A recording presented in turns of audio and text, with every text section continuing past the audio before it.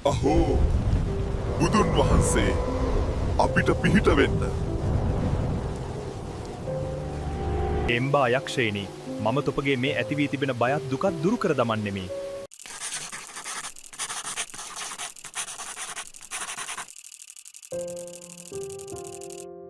තුන් ලොවක් දිනූ අප සම්බුදුරජාණන් වහන්සේ සුමේද නම් 이르දිමත් තවුසෙක් වෙලා හිටපු කාලයේදී දීපංකර බුදුරජාණන් වහන්සේ බුද්ධත්වයට පත්වෙලා සිටියා.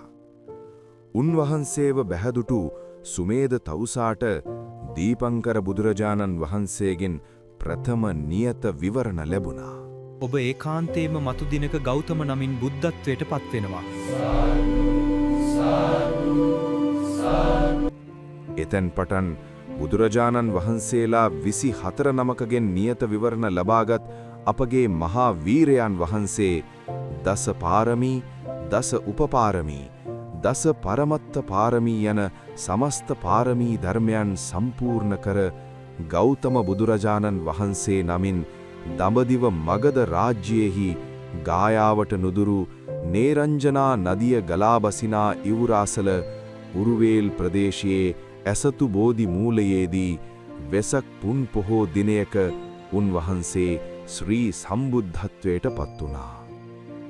සම්බුද්ධත්වයට පත් වුණාට පසුව ජයශ්‍රී මහා බෝධි මූලයේ අසල සත් සතියක් වැඩ සිටියා.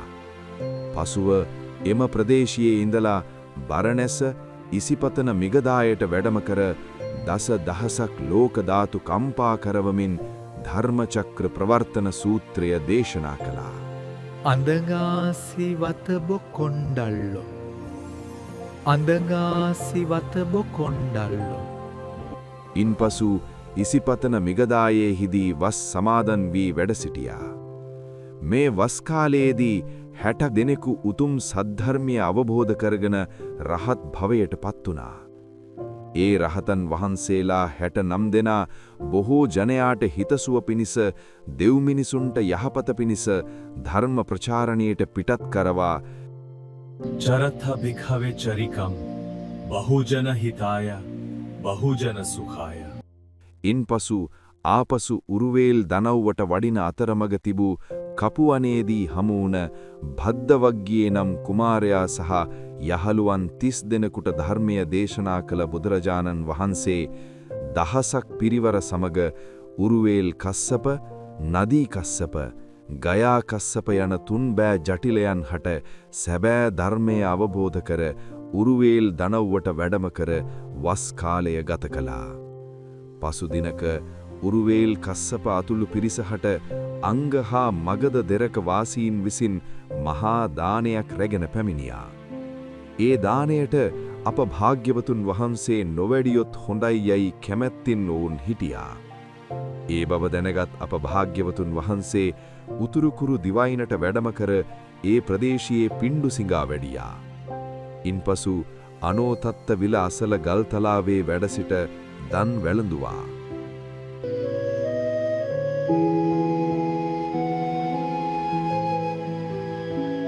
එදිනම හවස් කාලයේදී සම්බුද්ධත්වයෙන් 9 වනි මාසයේ දුරුතුපුර 15වක පොහෝ දිනේදී බුදුසසුනට විරුද්ධ ගති ඇති යක්ෂ පිරිසගෙන් ලංකාද්වීපය පිරිසිදු කිරීමට අප සම්බුදුරජාණන් වහන්සේ ලක්දිවට වැඩම කළා.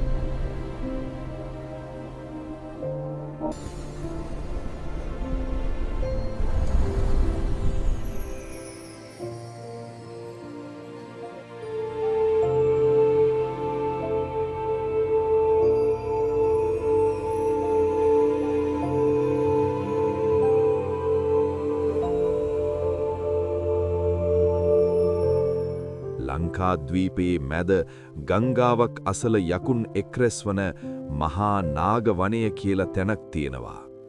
3 යෝදුනක් දිග 1 යෝදුනක් පළල ඊතා සරුවට වැඩිගිය නාගස් පිරී තිබු භූමියේ ඒ ප්‍රදේශයේ යක්ෂයින්ගේ මහා සභාවක් තිබුණා.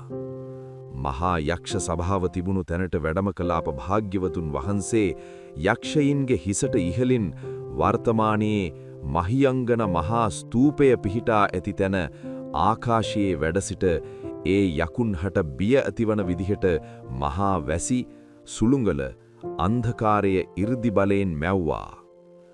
භාග්‍යවතුන් වහන්සේ විසින් මවපු මහා වැසිවලින් බය වුණ යක්ෂයෝ බුදුරජාණන් වහන්සේගෙන් තමන්ගේ බය නැති කරන්න කියලා යටහත් පහත්ව ඉල්ලුවා.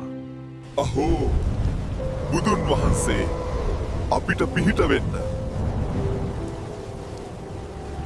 එම්බා යක්ෂේනි මම තොපගේ මේ ඇතිවී තිබෙන බයත් දුකත් දුරු කර දමන්නෙමි. දෙපි සමගි සම්පන්නව මෙම ස්ථානයෙහි මට වැඩ හිඳින්නට තැනක් දෙව්. නිදුකානන් වහන්ස අපි හැමෝම නුඹ වහන්සේට මේ මුළු මහත් ලංකාද්වීපයම දෙනවා.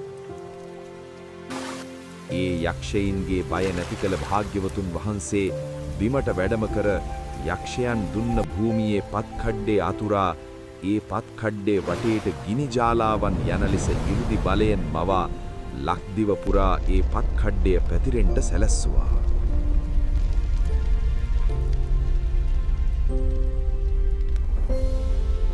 ගිනි ජාලාවෙන් ඇති වූ අධික තාපයෙන් පීඩිත වූ ඒ යක්ෂයෝ තවත් බියට පත්ව ලංකාවෙහි මුහුදු සීමාවට පසුබැස වෙරළ තීරයේ හිටියා.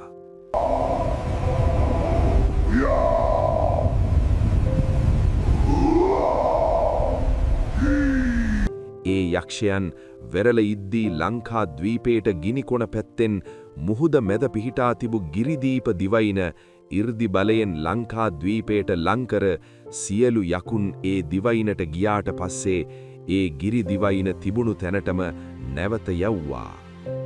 ලංකාවාසීව හිටිය ඒ යක්ෂයන් ගිරි දිවයිනට පිටත් කළ පසු එම පත්කඩ්ඩය සාමාන්‍ය තත්ත්වයට හැකිලුවා. ඒ වෙලාවේ ඒ ස්ථානයට දේවතාව පැමිණියා. ඒ පැමිණි දේවතාවන්ට භාග්‍යවතුන් වහන්සේ ධර්මය දේශනා කළා. ඒ දේවතා පිරිසේ හිටිය සුමනකූට පර්වතයට අධිග්‍රහිත මහා සුමන සමන් දෙවියන් සෝවාන් ඵලයට පත් වුණා. සමන් දෙවියන් දෙවියන්ගේ පුද පූජාවන්ට සුදුසු අප භාග්‍යවතුන් වහන්සේගෙන් දෙවියන් හට වැන්දුම් පිදුම් කිරීම පිණිස සුදුසු දෙයක් ඉල්ලා සිටියා. එවිට නීල වර්ණයෙන් යුතු වූ කිලුටෙන් තොර වූ කෙස් පිහිටි භාග්‍යවතුන් වහන්සේ තම සිරස පිරිමැද මුටියක් පමණ කේශ ධාතුන් වහන්සේලා දෙල් මිනිසුන් හට ලබා දුන්නා. සුමන දිව්‍ය රාජයා බුදුන් වහන්සේගේ කේශ ධාතුන් වහන්සේලා රන් කරඬුවකින් පිළිගත්තා. භාග්‍යවතුන් වහන්සේ වැඩ සිටි ස්ථානයේහි විවිධ මැණික් වර්ගයන් රැස්කර උසහින් මහතින් සත් රියනක පමණ සෑයක් ඉදිකර ඒ මැද කේශ ධාතුන් වහන්සේලා තැන්පත් කර නීල නීලි මාණික්කයකින් එය වැසුවා. එදා අපගේ භාග්‍යවතුන් වහන්සේ මේ අයුරින් ලංකා ද්වීපයේහි දරුණු යක්ෂයින් වෙනත් තැනකට පිටත් කරවා සත්පුරුෂ මනුෂ්‍යයන් හට වාසභූමියක් වන ආකාරයට ලංකාව පිළියෙලු කරා. පසුව ඒ මහා වීර පරාක්‍රමයෙන් යුතු මුනිදානව නැවතත් උරුවේල් දනව්වට වැඩම කළා.